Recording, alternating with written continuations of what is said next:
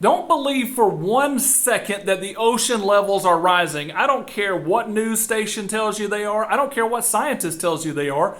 The Word of God tells us in Job 38:11 that He puts a line in the sand and the oceans aren't going to come past this line. We've been talking about altimetry, that you can't get precise measurements by averaging things out and then multiplying it together, etc. And one thing I haven't even mentioned at this point is the surface tension of water as a radar beam hits it. And what I mean by that is how many waves, how many ripples are in the area where a radar beam is coming down and bouncing off the surface of that water and going back to the radar or to the satellite as it passes by.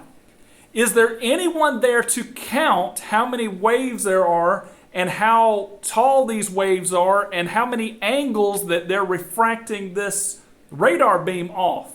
And the answer is no, because if there was someone there counting, if they were in a boat or, and you can think of how silly this is to even try to count, do a wave count, but they would be part of the bounce back of the radar beam, and that would throw the count off even further. And let me give you even more insight into this.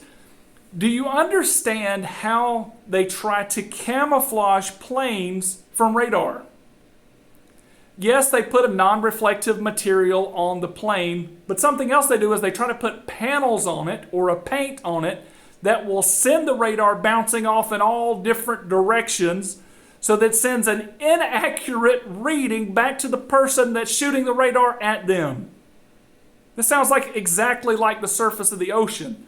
So how in the world are scientists getting absolutely accurate readings when they start with averages? They're coming through all kind of averages to the surface of the water, and then they hit the water and they have to average what they think the waves or the ripples might be on a certain day. Please pull the wool off your eyes.